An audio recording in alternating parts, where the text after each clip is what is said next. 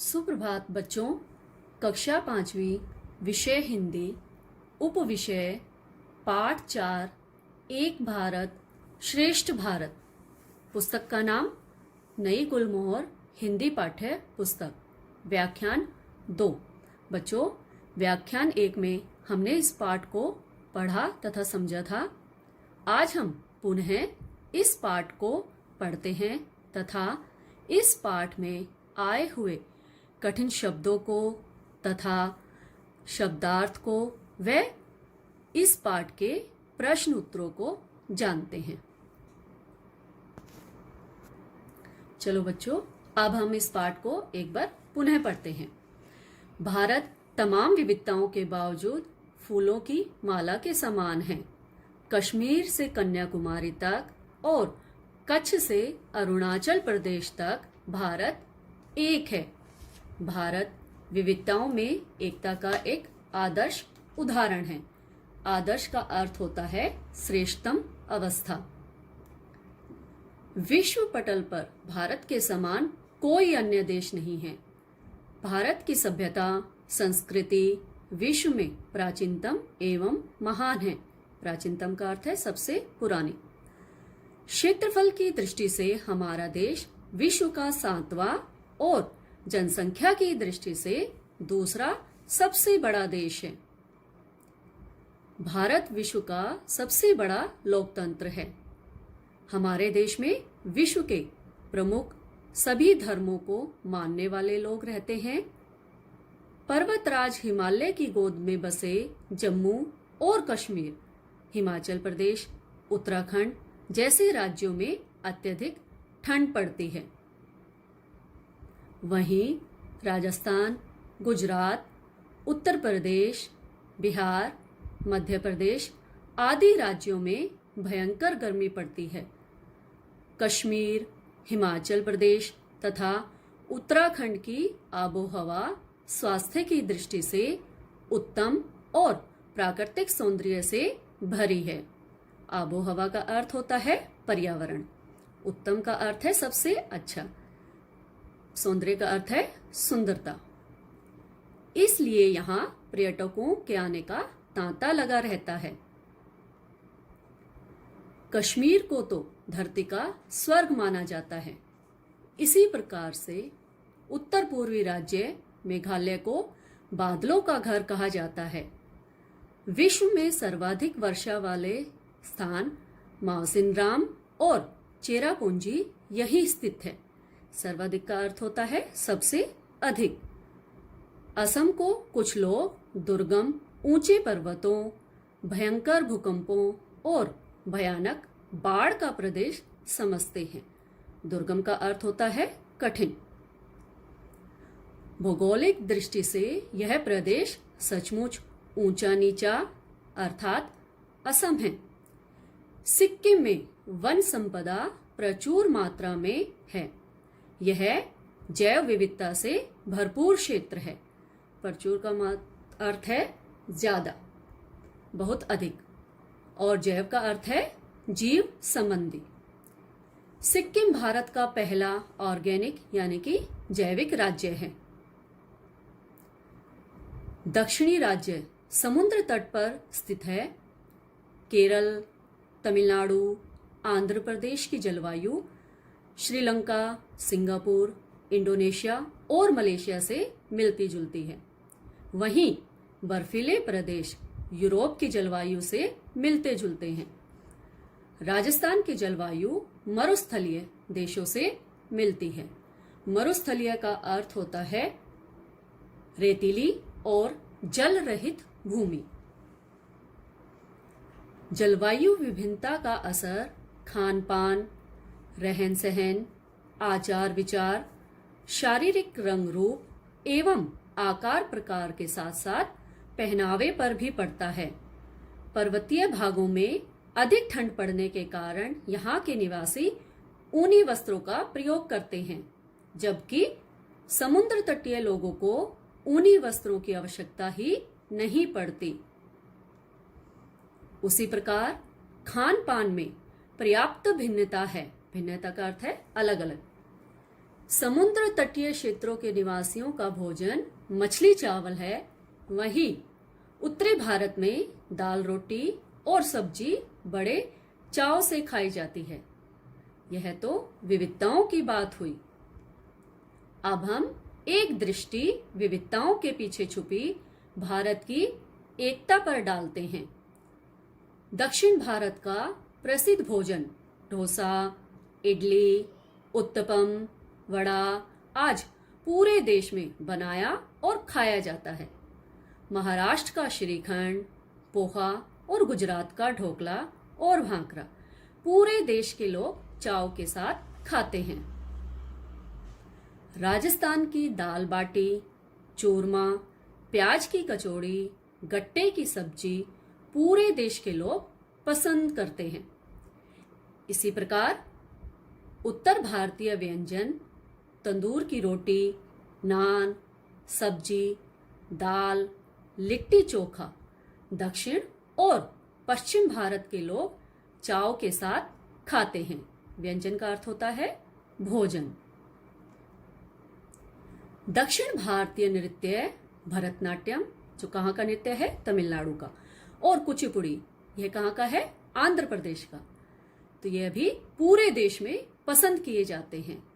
वहीं उत्तरी भारतीय नृत्य कथक के कद्रदान पूरे देश में है। कद्रदान का अर्थ है कद्र समझने वाले।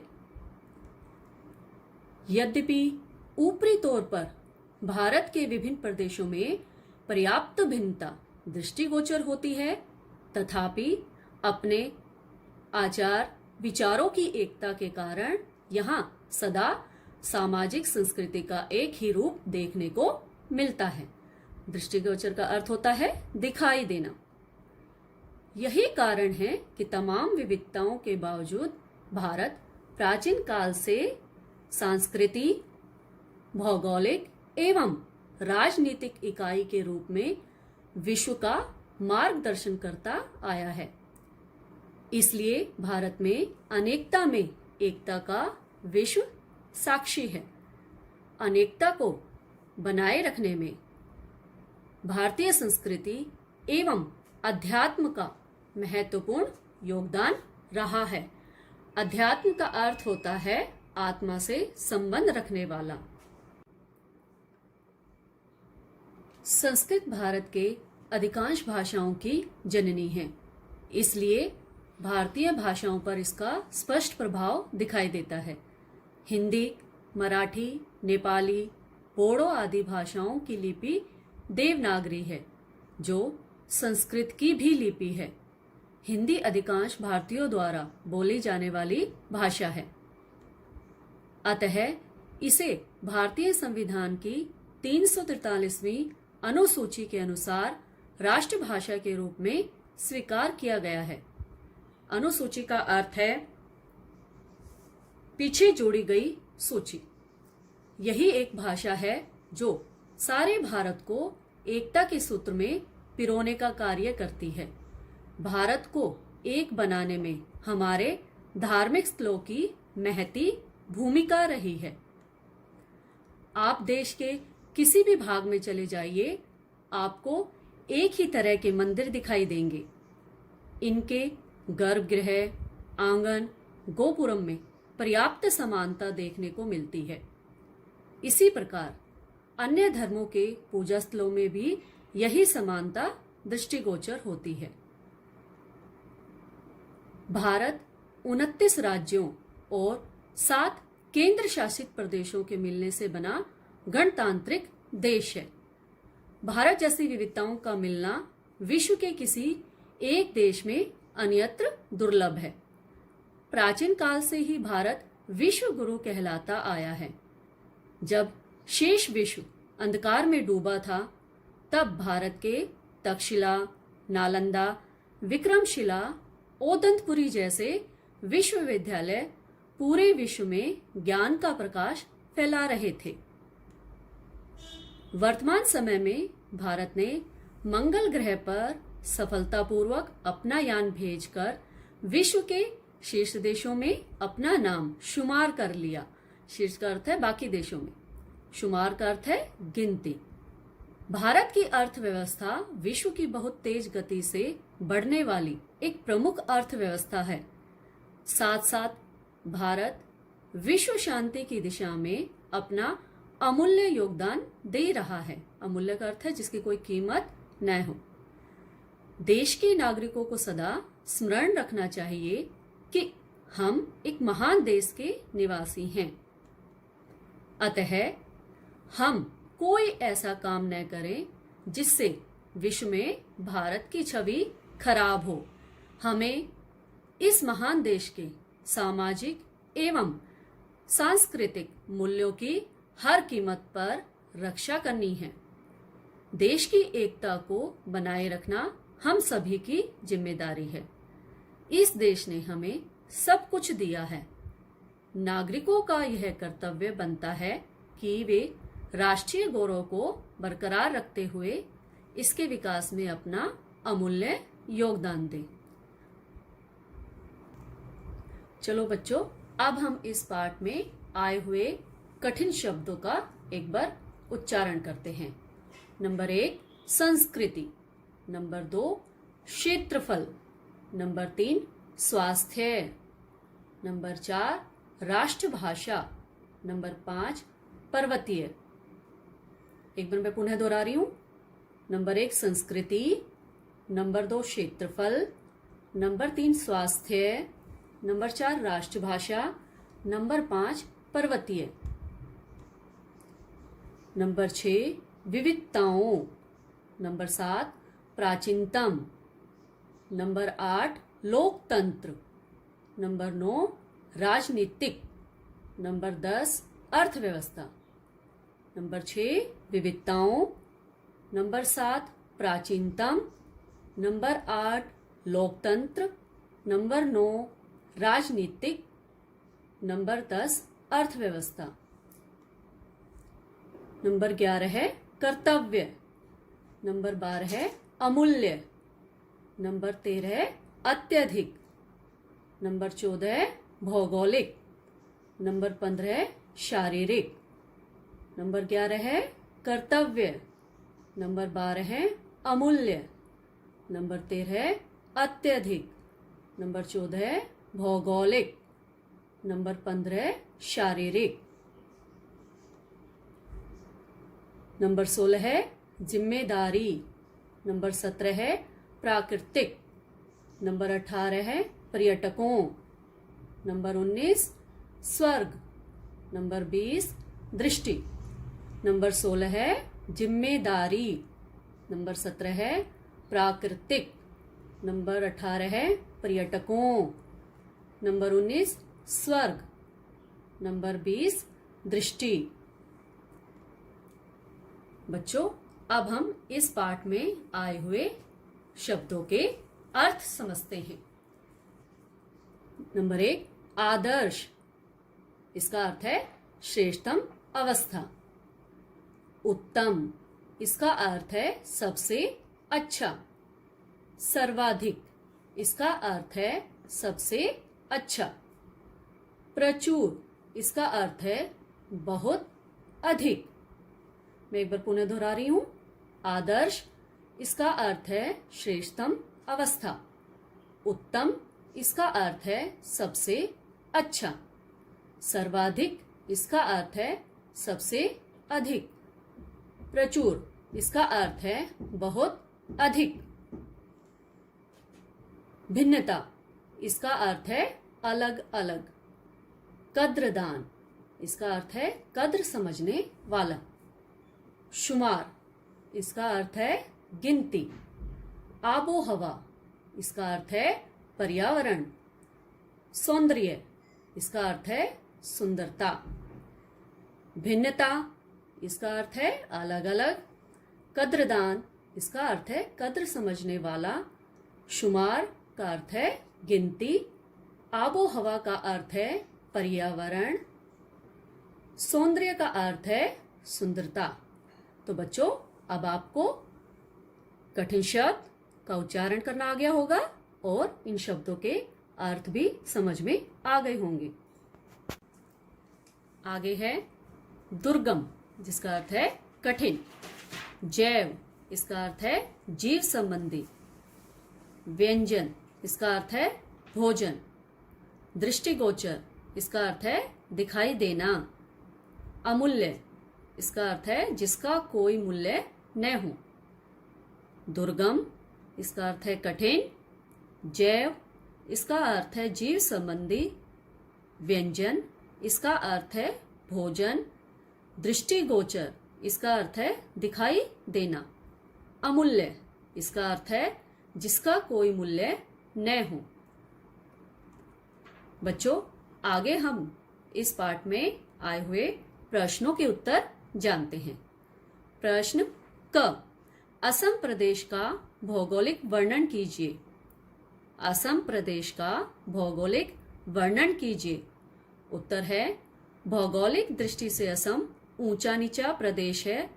असम को कुछ लोग दुर्गम, ऊंचे पर्वतों और भयंकर भूकंपों और भयानक बाढ़ का प्रदेश समझते हैं। मैं एक बार पुनः दोहरा रही हूं। भौगोलिक दृष्टि से असम ऊंचा नीचा प्रदेश है। असम को कुछ लोग दुर्गम, ऊंचे पर्वतों और भयंकर भूकंपों और भयानक बाढ़ का प्रदेश समझते हैं। प्रश्न ख, हिंदी भारत को एकता के सूत्र में पिरोने में क्या योगदान कर सकती है। हिंदी भारत को एकता के सूत्र में पिरोने में क्या योगदान कर सकती है। उत्तर है, हिंदी अधिकांश भारतीयों द्वारा बोली जाने वाली है, अतः इसे राजभाषा के रूप में स्वीकार किया गया है।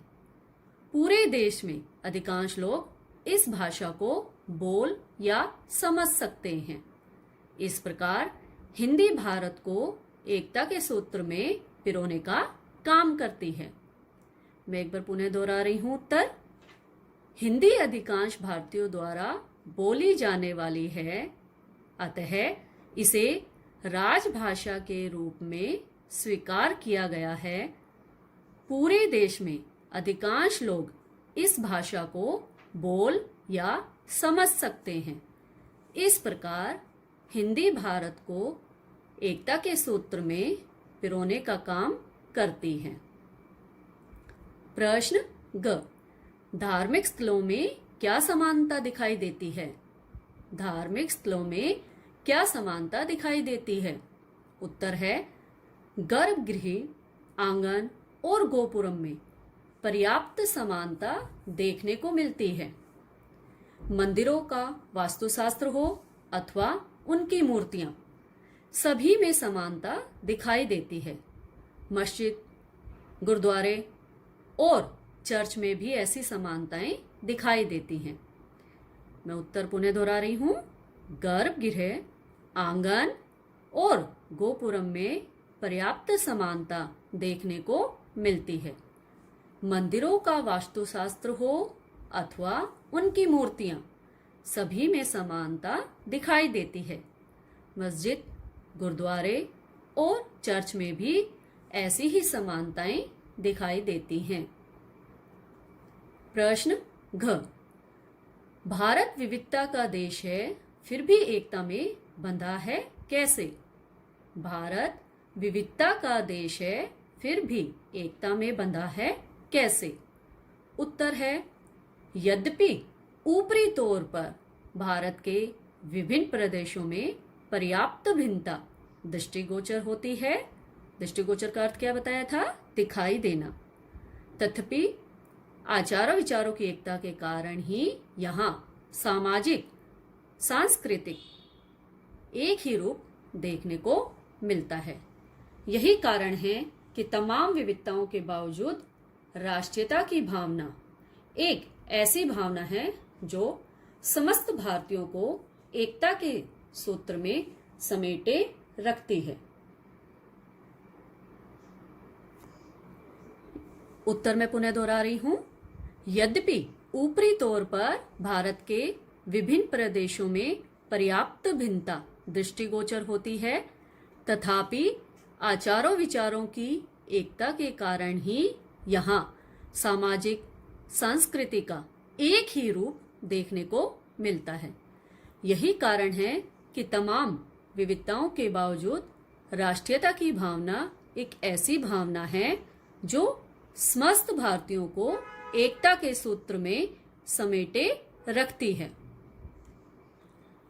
बच्चों, व्याख्यान 2 का आज का आपका गृह कार्य है पाठ 4 एक भारत श्रेष्ठ भारत के कठिन शब्द तथा शब्दार्थ कॉपी में लिखो। कठिन शब्द और शब्दार्थ को याद करते हुए आपने कॉपी में लिखकर इनका अभ्यास करना है। बच्चों, व्याख्यान 1 का आपको गृह कार्य दिया गया था। अभी मैं आपको उस गृह कार्य का हल बताती हूं। प्रश्न नंबर 1, निम्नलिखित प्रश्नों के उत्तर दीजिए। प्रश्न क, क्षेत्रफल की दृष्टि से भारत का विश्व में कौन सा स्थान है? उत्तर है, क्षेत्रफल की दृष्टि से भारत का विश्व में 7वां स्थान है।